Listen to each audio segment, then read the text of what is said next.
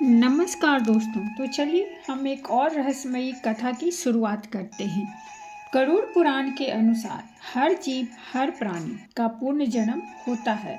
भगवान श्री कृष्ण ने गरुड़ पुराण में बताया है मृत्यु के बाद मनुष्य को कौन सा जन्म मिलता है या उसके कर्म पूर्व जन्म के कर्मों पर निर्भर करता है।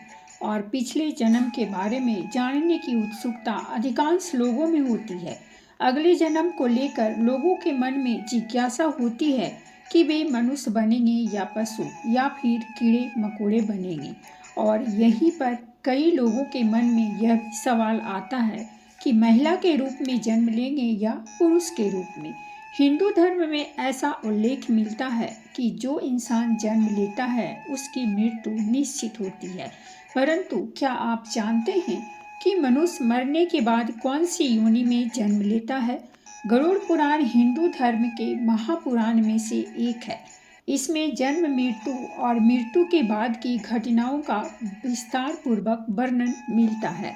इस पुराण में ऐसी कई बातें बताई गई हैं जिन्हें अपनाने से व्यक्ति अपने जीवन की स्थिति सुधार सकता है। इन महापुराण में गरुड़ पुराण बहुत महत्वपूर्ण है, जो कि सनातन धर्म किसी व्यक्ति की मृत्यु के बाद पढ़ा जाता है। गरुड़ पुराण में भगवान विष्णु और गरुड़ देव के बीच बातचीत को बताया गया है। साथ ही इसमें व्यक्ति के चरित्र के बारे में भी बताया गया है कि ईश्वर की दृष्टि में जो अच्छे कर्म होते हैं उसे पुण्य कहा जाता है और जो बुरे कर्म होते हैं उन्हें पाप कहा जाता है।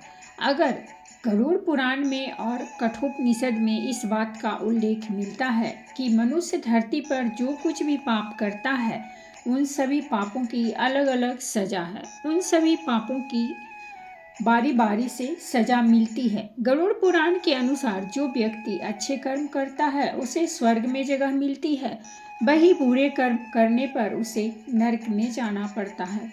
आज हम आपको इसी के बारे में बताने जा रहे हैं। तो दोस्तों चलिए हम सभी इस बात को भगवान श्री कृष्ण की एक महान कथा के माध्यम से जानते हैं। एक बार की बात है जब भगवान श्री कृष्ण के पास गरुड़ देव आकाश मार्ग से आते हैं। गरुड़ देव भगवान श्री कृष्ण के पास पहुंचकर उन्हें प्रणाम करते हैं और भगवान श्री कृष्ण से कहते हैं, हे प्रभु, आज मेरे मन में एक शंका का निर्माण हो रही है। कृपया आप मेरी इस शंका का निवारण कीजिए। मैं अपनी इस शंका को लेकर बहुत परेशान हूँ। तब भगवान श्री कृष्ण कहते हैं, हे गरुड़ देव, तुम्हारे मन में जो भी शंका हो कृपया तुम निसंकोच होकर वह शंका हमसे पूछो। तुम्हारी हर शंका का निवारण करना मेरा कर्तव्य है। मैं अवश्य ही आपकी शंका का निवारण करूँगा। तब वरुण देव बड़ी ही प्रसन्नता से पूछने लगते हैं कि हे प्रभु, मुझे इस विषय के बारे में बताइए कि मनुष्यों को क्या कर्मों के हिसाब से ही अगला जन्म मिलता है, और अगर ऐसा है तो मनुष्य को कैसा कर्म करना चाहिए। इसके साथ ही साथ मेरा यह भी प्रश्न है कि क्या पति के साथ भोजन करने वाली स्त्रियों को कौन सा पाप लगता है? क्या पति के साथ में भोजन करना उचित होता है? शास्त्र में इस विषय में क्या कहते हैं? हे प्रभु, ऐसा वह कौन सा पाप है जिसे करने से स्त्री नरकगामी बन जाती है? कृपया आप मेरी इस शंका का समाधान कीजिए। अब गरुड़ देव की बात को सुनने के बाद भगवान श्री कृष्ण मुस्कुराते हुए कहते हैं, हे गरुड़ देव, आज तुमने समस्त मानव जाति के कल्याण के उद्देश्य से बहुत ही महत्वपूर्ण प्रश्न किया है। हे गरुड़, तुमने जो प्रश्न किया है तुमको इसका समाधान मैं अवश्य बताऊंगा, लेकिन तुमको इसका समाधान देवी सुखदेवी की कथा सुनने से प्राप्त होगा। हे गरुड़ देव, आज मैं तुम्हें रानी सुखदेवी की कथा सुनाता हूँ, जिससे तुम्हारी सभी शंकाओं का समाधान इस प्राचीन कथा में ही है। इस कथा में तुम्हें तुम्हारे सभी प्रश्नों के उत्तर मिल जाएंगे, इसीलिए इस कथा को ध्यानपूर्वक सुनो। हे गरुड़ देव जी, जो भी मनुष्य इस कथा को ध्यानपूर्वक सुनता है और इसका प्रचार करता है वह सौभाग्यशाली बनता है, उसे कभी नरक की प्राप्ति नहीं होती है। अब भगवान श्री कृष्ण गरुण देव कहते हैं कि पूरा सुनूंगा, कृपया आप इस कथा को मुझे कहिए। अब भगवान की श्री कृष्ण कथा को सुनाना आरंभ करते हैं और कहते हैं, हे गरुण देव, फिर सुनो। प्राचीन काल की बात है। कैलाश देश में महाराज ईजबाकुना राज्य करते थे। वे धर्म का पालन करने वाले गुणवान, चरित्रवान और अत्यंत कुश सम्राट थे। उनका विवाह काशी नरेश की पुत्री सुख देवी के साथ हुआ था। सुख देवी सत्य का व्रत पालन करने में तत्पर, गुणवान, चरित्रवान तथा एक महान पतिव्रता स्त्री थी। महाराज पुण्यात्मा थे। उन्होंने अनेक यज्ञ तथा अनेक पुण्य कार्य किए थे। उन्होंने देवालय बनवाए और अनेकों पोखरे खुदवाए, अनेक वाटिका बनवाई तथा वे साधु संतों की रक्षा में सदैव ही तत्पर रहते थे। महाराज ईबाकू के नगर के समीप एक घना जंगल था। उस जंगल में एक सूअर अपनी पत्नी और पुत्रों के साथ में उस जंगल में रहा करता था।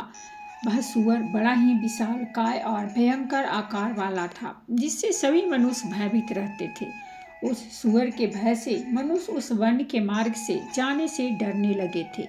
फिर जब यह बात महाराज केशव को पता चली तो उन्होंने उस सूअर को शिकार करने का सोचा। और फिर एक दिन महाराज अपनी पत्नी सुख देवी के साथ अनेक सैनिकों और कुत्तों को लेकर उस वन में उस सूअर का शिकार करने के लिए चले गए। बाकू बड़े ही पराक्रमी थे। उन्होंने अनेक विशालकाय शेरों का तथा राक्षसों का वध किया था। इसीलिए वे इस करने के लिए उस वन में उस सूअर का शिकार करने के लिए जा पहुंचे। जब उस भयंकर आकार वाले सूअर ने महाराज केशव को वन की तरफ आता हुआ देखा तो वह सूअर अपनी पत्नी से कहने लगा, हे प्रिय, देखो, यह कौशल देश के महान सम्राट केशव हैं। वे महापराक्रमी और महातेजस्वी हैं और वे इस वन में मेरा शिकार करने के लिए आ रहे हैं। उनके साथ बहुत से कुत्ते और व्याध हैं। इसमें तनिक भी संदेह नहीं कि वे मुझ पर प्रहार नहीं करेंगे। महाराज बड़े पुण्यात्मा हैं और यह राजाओं के भी राजा हैं। समस्त विश्व के इनके अधीन है। हे प्रिय, मैं तुम सबकी रक्षा करने के लिए अपना पराक्रम दिखाता हुआ महाराज के साथ युद्ध करूंगा। अगर युद्ध में मैंने इनको पराजित कर दिया तो तीनों लोकों में मेरी कीर्ति हो जाएगी, और यदि मैं इनके साथ हाथ से मारा भी गया तो मुझे इस सूअर की योनि से छुटकारा मिल जाएगा और मैं विष्णु लोक को चला जाऊंगा। मेरे पिछले जन्म के पाप के कारण ही मुझे सूअर का जन्म प्राप्त हुआ है। हे प्रिय, तुम मेरा मुंह छोड़कर हमारे पुत्रों को लेकर पर्वत की गुफा में चली जाओ। अब समय आ गया है कि मैं अपने पूर्व जन्मों के पापों से मुक्त हो जाऊं। जब महाराज के बाण मेरे शरीर को घायल कर देंगे तो एक एक बाण से मेरे पूर्व जन्म के पाप नष्ट हो जाएंगे। फिर वह सूअर की पत्नी बोलने लगती है, हे नारायण, हमारे बच्चे आपके ही पराक्रम और साहस के कारण इस वन में निर्भय होकर विचरण करते हैं। वह कोमल कोमल फूलों का आहार ग्रहण करते हैं। आप ही के कारण इन्हें शेर, सियार आदि जंगली जानवरों का भय नहीं है, क्योंकि आप ही इनकी रक्षा करते हैं। आपके भीषण रूप को देखकर कोई भी शिकारी हमारा शिकार करने के लिए इस वन में नहीं आता है। अगर आपकी मृत्यु हो जाएगी तो फिर मेरी और हमारे पुत्रों की रक्षा कौन करेगा? आपके बिना हम असहाय हो जाएंगे। पति के बिना मेरा क्या होगा? उत्तम स्वर्ण के गहने, आभूषण, वस्त्र पहनकर भी कोई भी स्त्री पति के बिना शोभा नहीं पाती है। पति से ही स्त्री को सौंदर्य और शोभा प्राप्त होती है। आपके बिना मेरा जीवन भी नष्ट हो जाएगा। हे नाथ, जीवन के स्वामी, आपके बगैर मैं जीवित नहीं रह सकती। हे नाथ, मैं सच सच कहती हूँ, आपके साथ यदि मुझे नरक में भी डाल दिया जाए तो भी मैं खुशी खुशी आपके साथ चली जाऊंगी। इसीलिए आप महाराज के सामने मत जाइए। आप भी हमारे साथ पर्वत के अंदर चलिए। हम वहीं छिपकर बैठ जाते हैं। आप जीवन की इच्छा छोड़कर अपनी पत्नी और पुत्र को अकेला छोड़कर जा रहे हो। इससे आपको क्या मिलेगा? फिर भी वह सूअर कहता है, हे प्रिय, तुम वीरों के धर्म को नहीं जानती हो, इसीलिए ऐसा कह रही हो। यदि शत्रु वीरों को युद्ध के लिए ललकार रहा है तो वीर पुरुष को लोभ और भय से कायर की भांति ऐसे छिप कर भागना नहीं चाहिए। ऐसे पुरुष को 1000 युगों के लिए कुंभी पाक नरक में डालकर पकाया जाता है। वीर पुरुष अगर शत्रु का सामना करता है और लड़ते हुए वीर गति को प्राप्त होता है तो उसे मृत्यु के बाद दिव्य लोक की प्राप्ति होती है। आज महाराज ईबाकू हमारे पास युद्ध करने के लिए आए हैं। वे हमारे अतिथि हैं और अतिथि का अनादर नहीं करना चाहिए। अतिथि का अनादर साक्षात भगवान विष्णु का अपमान होता है। इसीलिए उनके साथ युद्ध करना मेरा कर्तव्य है। फिर वह सुअर की इतनी बात सुनने के बाद उसकी पत्नी कहती है, हे प्राणनाथ, ठीक है, यदि आप महाराज के साथ युद्ध करना चाहते हैं तो मैं भी आपके साथ रहकर आपका पराक्रम दिखाऊंगी। इतना कहकर उस सुअर की पत्नी ने अपने पुत्रों को बुलाकर कही, आ जाओ, बात सुनो। आज युद्ध भूमि में कुछ अतिथि आए हैं। उनका सत्कार करने के लिए और उनसे युद्ध करने के लिए तुम्हारे पिता जा रहे हैं और उनके साथ मैं भी जा रही हूँ। इसीलिए तुम सभी अपने भाइयों को लेकर पर्वत की गुफा में जाकर छिप जाओ। महाराज ईबाकू बड़े बलवान हैं। वे इस युद्ध में हमारा संहार कर डालेंगे। इसीलिए तुम लोग यहाँ से भाग जाओ और अपने प्राण बचाओ। फिर वह सुअर के छोटे छोटे बच्चे कहने लगते हैं कि हे माँ, जो पुत्र अपने माता पिता को संकट में छोड़कर भाग जाते हैं वे महापाप होते हैं। उन्हें घोर नरक में डाला जाता है। जो निर्दय पुत्र अपनी माँ का दूध पीकर उसे दुख में छोड़कर भाग जाता है, जो पुत्र अपने बाप को विपत्ति में देखकर छोड़कर भाग चला जाता है, वह कीड़ों से भरे हुए दुर्गंध युक्त नरक में गिरता है। इसीलिए हे माँ, हम लोग आपको छोड़कर नहीं जाएंगे। फिर वह सुअर, उसकी पत्नी और उसके बच्चे सभी युद्ध के लिए तैयार हो जाते हैं और युद्ध भूमि की ओर निकल पड़ते हैं। सभी छोटे छोटे से अपने पिता और माता की चारों ओर से रक्षा करने लगते हैं। उधर महाराज केशव अपनी सेना के साथ उस स्थान पर आ जाते हैं और अपने सामने खड़े सुअरों को देखकर बड़े बड़े सूरवीर योद्धाओं को सुअरों का शिकार करने के लिए आगे भेजते हैं। वे सभी बलवान सूरवीर योद्धा हाथ में तलवार और भाले लेकर सुअरों पर आक्रमण करने लगते हैं। फिर सुअरों और राजा के सैनिकों के बीच भीषण युद्ध होता है। सभी एक दूसरे पर भीषण प्रहार करने लगते हैं। सुअर अपने दांत से सैनिकों को मारने लगते हैं तो सैनिक अपने भालों से सुअरों को मारने लगते हैं। इस युद्ध में अनेक सुअर मर जाते हैं और न जाने कितने ही घायल हुए और महाराज के अनेक सिपाही भी मर गए और घायल हुए। अब केवल वह सुअर और उसकी पत्नी और उसके कुछ 5-7 पुत्र ही बचे थे। अपने सभी पुत्रों को मरा हुआ देखकर सुअर की पत्नी भयभीत हो गई और अपने पति से कहने लगी, हे नाथ, मुझे और इन बालकों को लेकर यहाँ से चलो, नहीं तो मैं हमारा वंश नष्ट हो जाएगा। कृपया हम सभी अपने प्राण यहाँ बचाकर भाग चलते हैं, नहीं तो महाराज हम सभी को मार डालेंगे। फिर सुअर कहने लगता है, हे प्रिय, 2 शेरों के बीच में एक सुअर पानी पी सकता है, लेकिन 2 सुअरों के बीच में एक शेर पानी नहीं पी सकता है। सुअर जाति में ऐसा बल देखा जाता है। इसी कारण सुअर से भी सभी भयभीत हो जाते हैं। अगर इस समय पर मैं मृत्यु के भय से भाग जाऊंगा तो मेरे सुअर जाति की प्रसिद्धि नष्ट हो जाएगी। इसीलिए हे प्रिय, तुम हमारे बच्चों को लेकर यहाँ से चली जाओ और सुखपूर्वक जीवन व्यतीत करो। अब सुअर की बात को सुनकर सुअर की पत्नी बोली, हे नाथ, मैं आपसे बहुत प्रेम करती हूँ। आपने मेरा आदर सम्मान करके, रति क्रिया करके और मेरी रक्षा करके मेरे मन को जीत लिया है। आपसे मेरा मुंह कभी नहीं छूटेगा। इसलिए मैं अपने पुत्रों के साथ आपके सामने ही प्राण त्यागूंगी, किंतु आपको अकेला छोड़कर नहीं जाऊंगी। फिर वह सुअर और उसकी पत्नी दोनों ही महाराज से युद्ध करने के लिए आगे आते हैं। वह सुअर भयंकर गर्जना करता हुआ महाराज को युद्ध के लिए ललकारा।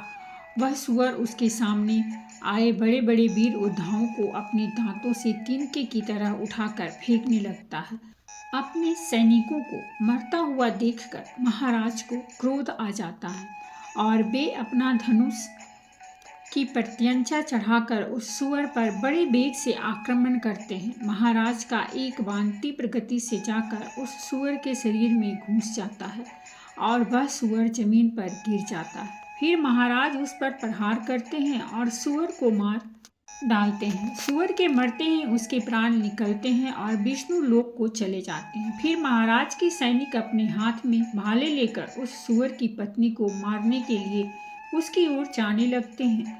सुअर की पत्नी और अपने बच्चों के सामने खड़ी हो जाती है और बच्चों से कहती है कि बच्चों, मैं जब तक यहाँ पर खड़ी हूँ तुम यहाँ से भाग जाओ। सुअर का बड़ा बेटा बोलता है, हे माता, हम अपने प्राणों के भय से आपको मरने के लिए छोड़कर कैसे भाग जाऊं? अगर मैं ऐसा करूंगा तो मुझ पर धिक्कार है। मैं युद्ध में शत्रु को परास्त करूंगा। तुम अपने पुत्रों को लेकर यहाँ से चली जाओ। फिर वह सुअर की पत्नी बोली, हे मेरे पुत्र, मैं महापाप नहीं तुझे अकेला छोड़कर कैसे चली जाऊं? इतने में ही राजा के सैनिक उन सुअरों के पास आते हैं और उन पर प्रहार करने लगते हैं। सुअर का बड़ा बेटा भयंकर युद्ध करता है और अनेक सैनिकों को मार गिराता है। तब महाराज आगे आकर उस सुअर के बड़े बेटे को भी मार डालते हैं। अपने पुत्र को मरा हुआ देखकर सुअर की पत्नी बहुत क्रोधित हो जाती है और भीषण प्रहार करने लगती है। उसने भी अनेक सैनिकों को मार डाला। इस घटना को महारानी सुखदेवी देख रही थी। तब वह महाराज से कहती हैं, हे महाराज, उस सुअर की पत्नी आपके सैनिकों को मार रही है। आप आगे बढ़कर उसका वध क्यों नहीं करते? महाराज, इसका वध कर दो। तब महाराज कहते हैं, हे प्रिय, यह एक स्त्री है। मेरा यह वचन है कि मैं स्त्री का वध नहीं करूंगी। स्त्री का वध करने से महापाप लगता है।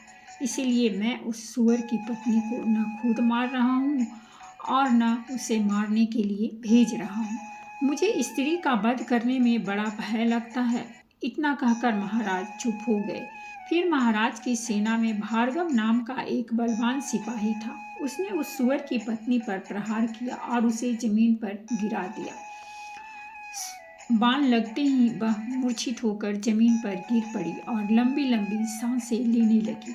जब रानी सुखदेवी ने उस स्वर्ण को धरती पर बेहोश अवस्था में देखा तो उन्हें उस स्वर्ण पर बड़ी दया आ गई। उन्होंने ठंडा जल उस स्वर्ण के मुख में डाला और फिर उसके सारे शरीर पर वही जल डाल दिया, जिससे उस स्वर्ण को होश आया। स्वर्ण ने रानी को उस पर शीतल जल डालते हुए देखा तो वह बहुत प्रसन्न हुई और मनुष्य की वाणी में बोलने लगी, हे देवी, तुमने मुझ पर ठंडा जल डालकर मुझे कष्ट से मुक्ति दिलाई है। तुम्हारा कल्याण।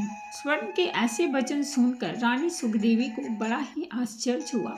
वह सोचने लगी, यह तो आज मैंने बड़ी विचित्र बात देखी। यह स्वर्ण तो मनुष्यों की वाणी में सुंदर और स्पष्ट संस्कृत बोल रही है। फिर रानी ने उस स्वर्ण से कहा कि हे भद्रे, तुम कौन हो? तुम्हारा बर्ताव तो बड़ा ही विचित्र है। तुम पशु होकर भी मनुष्य की वाणी में कैसे बोल रही हो? तुम मुझे तुम्हारे पूर्व जन्म का वृत्तांत सुनाओ, जिस कारण से तुम स्वर्ण बनी हो। फिर वह स्वर्ण कहने लगती है, हे महारानी, मेरे पति ने पिछले जन्म में गुरुजनों का अपमान किया था। इसी कारण से उन्हें सुअर का जन्म प्राप्त हुआ है। अब मैं आपको अपने पूर्व जन्म की कहानी बताती हूँ। हे देवी, कलिंग नाम के देश में श्रीपुर नाम का एक सुंदर नगर था। उस नगर में वसुधन, मैं उसी वसुदेव नाम सुकन्या रखा था। उस समय उस नगर में मेरी जितनी सुंदर स्त्री कोई और नहीं थी। अपने सौंदर्य और रूप के घमंड में मैं उन्मुक्त हो गई थी। मेरी मुस्कान बड़ी मनोहर थी। जब मैं जवान हुई तो मेरा सुंदर रूप और जवानी देखकर मेरी माता को बड़ा भय लगा। एक दिन वह मेरे पिता से कहने लगी, हे नाथ, अब अपनी कन्या जवान हो चुकी है, उसका विवाह क्यों नहीं कर देते? इसे शीघ्र ही किसी वर को सौंप दीजिए। अपनी पत्नी की बात को सुनने के बाद वह ब्राह्मण बोला, हे कल्याणी, मैं अपनी पुत्री का विवाह उसी पुरुष के साथ करूंगा जो विवाह के बाद मेरे ही घर में निवास करेगा। सुकन्या मुझे बड़ी प्रिय है। मैं इसे अपनी आंखों से दूर नहीं होने देना चाहता। अब वह स्वर्ण कहती है, हे महारानी जी। फिर एक दिन शिव शर्मा नाम के जवान विद्वान ब्राह्मण मेरे द्वार पर आ गए। मेरे पिता उसके ज्ञान और कुशलता को देखकर बहुत प्रसन्न हुए। प्रसन्नता के कारण ही मेरे पिताजी ने उससे विवाह करने के लिए पूछ लिया। फिर मेरे पिता ने उस शिव शर्मा ब्राह्मण से मेरा विवाह करवा दिया और वे हमारे साथ ही हमारे घर पर रहने लगे। परंतु मैं अपने माता पिता के लाड़ प्यार से बिगड़ चुकी थी। अपना विवेक और शक्ति दिनों ही दिन खो चुकी थी। मैं कभी अपने पति की सेवा नहीं की, कभी उसके चरण स्पर्श नहीं किए। मैं सदा उन्हें क्रूर दृष्टि से देखती थी, उनका अपमान करती थी, उन्हें नाम लेकर पुकारती थी, उनके भोजन करने से पहले भोजन कर लेती थी। मैं अपने पति से ही खुद को भोजन परोस पा लेती थी। मैं अपनी मर्जी से स्वच्छंद होकर यहाँ वहाँ घूमने लगती थी और बात बात पर अपने पति का अपमान करती थी। मैंने उनके साथ कभी सहवास नहीं किया, उन्हें मेरे शरीर को कभी हाथ नहीं लगाने दिया। शिव शर्मा बहुत ही शांत स्वभाव के थे। उन्होंने मुझे अनेक दिनों तक सहन किया और फिर एक दिन वे अत्यंत दुखी होकर मुझे छोड़कर चले गए। मेरे पति के जाते ही मेरे पिता बहुत दुखी होकर मेरी माँ से कहने लगे, प्रिय सुनो, हमारे दामाद हमारी पुत्री को छोड़कर चले गए हैं। हमारी पुत्री ही पाप चारनी थी, दामाद तो विद्वान थे। मैं क्या जानता था कि हमारी पुत्री सुकन्या दुष्ट और कुल नाशनी होगी। फिर मेरी माता बोली, हे नाथ, हमारी पुत्री आप ही के लाड़ प्यार के कारण बिगड़ गई है। इसे सही राह पर लाने के लिए आपको ही कुछ करना होगा। पिता के घर में रहने वाली कन्या दुराचारी बन जाती है, इसीलिए कन्या को कभी घर में नहीं रखना चाहिए, उसे उसके पति के पास ही रखना चाहिए। हमारी कन्या बहुत दुष्ट और पापिनी है, आप इसका त्याग करके इसे इसके पति के पास भेज दीजिए। इस प्रकार से माता के वचन सुनकर मेरे पिता बहुत क्रोधित हुए और मुझे कहने लगे, अरे दुष्टा, हमारे कुल में कलंक लगाने वाली दुराचार तेरे ही कारण हमारे दामाद शिव शर्मा हम सबको छोड़कर चले गए। इसीलिए तेरा पति जहाँ पर है तू भी वहीं पर चली जा, अथवा तुझे जो स्थान अच्छा लगे वहाँ पर चली जा। हे महारानी, फिर मैं अपने घर को छोड़कर चली गई। बाहर जाने पर मुझे लोग उल्टा पापनी दुराचार कहकर संबोधन करने लगे। इसीलिए मैं अपने पति को ढूंढते हुए वन चली गई। फिर एक दिन वन में मैं एक कुटिया के सामने जाकर खड़ी हो गई और भिक्षा मांगने लगी। वहाँ पर उस कुटिया में रहने वाली मंगला नाम की स्त्री ने मुझे देखकर अपने पति से कहा, हे स्वामी, द्वार पर एक दुखिया दुबली पतली स्त्री भिक्षा मांगने के लिए आई है। हे महारानी, मंगला का पति शिव शर्मा ही था, जिन्होंने मेरा त्याग किया था। मुझे देखकर उन्होंने मुझे पहचान लिया और अपनी पत्नी से कहने लगे, हे प्रिय, यह मेरी पहली पत्नी सुकन्या है, जो मुझे बहुत प्रिय थी। इसीलिए तुम इसका आदर सत्कार करो और इसे अपने घर में स्थान दो।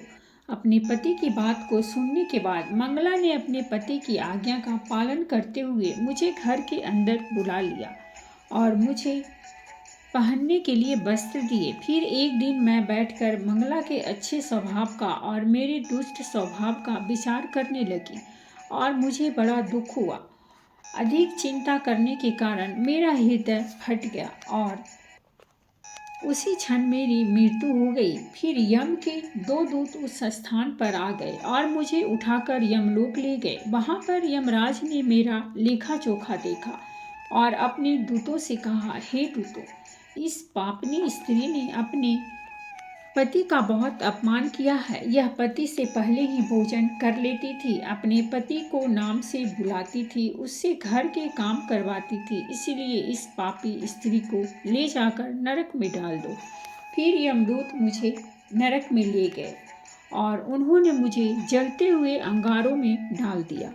लोहे के जलते हुए पुरुष बनाकर मुझे उन्हें आलिंगन दिलवाया। वहाँ नरक में मुझे अनेक वर्षों तक कष्ट भोगने पड़े।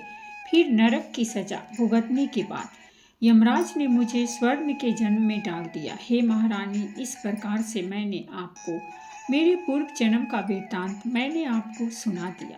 कृपया अब मुझे इस जीवन से मुक्ति दिला दो।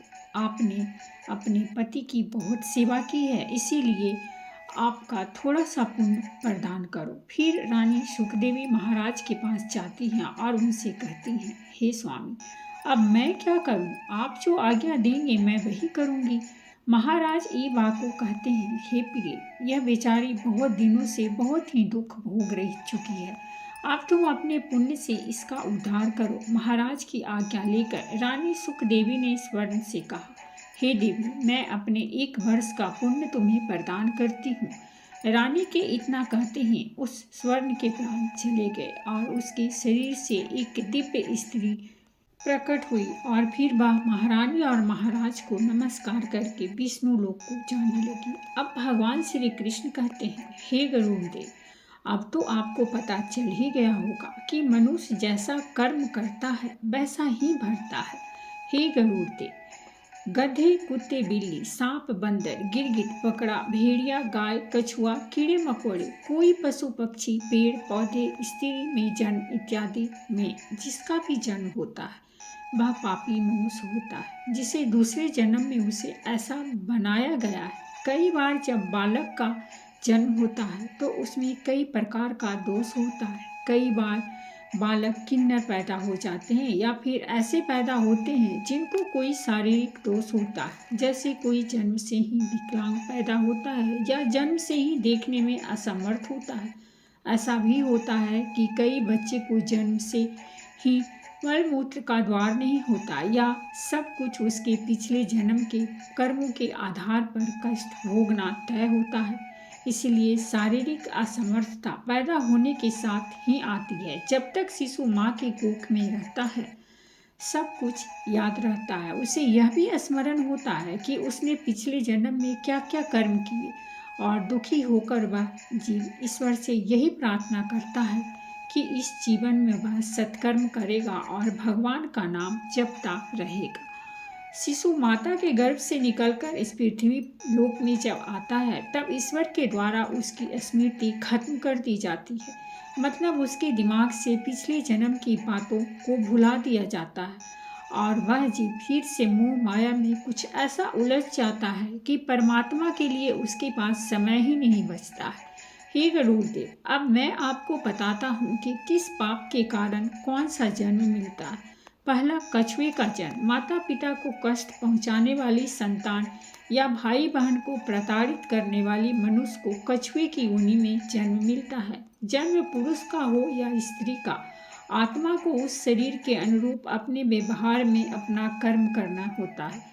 शरीर के जरिए कर्म करके ही एक आत्मा अपने जन्म के उद्देश्य को सार्थक भी बना सकती है और निरर्थक भी। अच्छे कर्म करके ही आत्मा मुक्ति के मार्ग की ओर अग्रसर हो सकती है और बुरे कर्म करके अपनी स्थिति को भविष्य में बदतर बना सकती है। यदि कोई पुरुष महिलाओं वाला आचरण करता है, स्वभाव में महिलाओं वाली आदत ले आता है, तो ऐसे पुरुषों को अगले जन्म में स्त्री का रूप मिलता है। बंदर की योनि में जन्म, जो अपने मालिक का विश्वसनीय होकर अपने मालिक का विश्वास तोड़ देता है तो उसका सामान्य जीवन कुल 20 वर्ष का ही होता है। जो व्यक्ति लूटपाट करता है, जानवरों को सताता है, उनका शिकार करके अपने परिवार का पालन पोषण करता है, उसे अगले जन्म में किसी कसाई के हाथों से मृत्यु की प्राप्ति होती है। यदि मृत्यु के समय व्यक्ति भगवान का नाम ले लेता है तो भगवान उसकी मुक्ति का मार्ग खोल देते हैं। अगला है गधे का जन्म। कौन भोगता है? अब यहाँ आता है कर्मफल सिद्धांत। अपने सच्चे मित्र का अपमान करने वाला गधे की योनि को भोगता है। कुत्ते का जन्म किसको मिलता है? धर्म का अपमान करने वाले, पूजा पाठ न करने वाले। जो व्यक्ति धर्मवीर पुराण जैसे धार्मिक ग्रंथों का अपमान करता है, हमेशा धर्म का विरोध करता है, ईश्वर के प्रति श्रद्धा भाव नहीं रखता, तो ऐसे लोगों का अगला जन्म कुत्ते के रूप में होता है। कीड़े मकोड़े की योनि दूसरों की निंदा करने वाला, बुरा बर्ताव करने वाला कीड़े मकोड़ों के रूप में जन्म लेता है। यह एक ऐसी योनि है जिसमें आप कितनी भी प्रतिभाशाली हो, अपने कितना भी हुनर क्यों न हो, आपको सम्मान कभी नहीं मिलता। जो व्यक्ति किसी चीज़ की चोरी करता है वह तोता बनता है। वही सुगंधित पदार्थ की चोरी करने वाला व्यक्ति छुछुंदर के रूप में जन्म लेता है।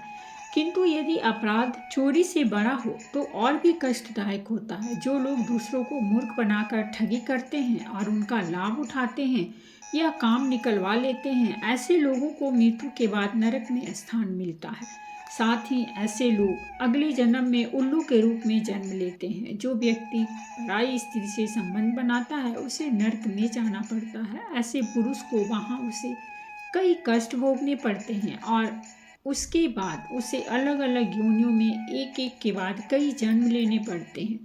वह सबसे पहले भेड़िया बनता है, फिर एक कुत्ते के रूप में जन्म लेता है, उसके बाद सियार, फिर गिद्ध, फिर सांप, फिर कौवा और अंत में बगुला बनता है। इन सब योनियों में जीवन व्यतीत करने के बाद उसे फिर से मनुष्य की योनि प्राप्त होती है। तो दोस्तों, ये थी हमारी आज की कहानी, और अगर कहानी पसंद आई हो तो प्लीज़ हमारे चैनल को सब्सक्राइब कीजिए, वीडियो को लाइक और शेयर जरूर कीजिए। कहानी सुनने के लिए बहुत बहुत धन्यवाद। मिलते हैं हम एक नई कहानी के साथ।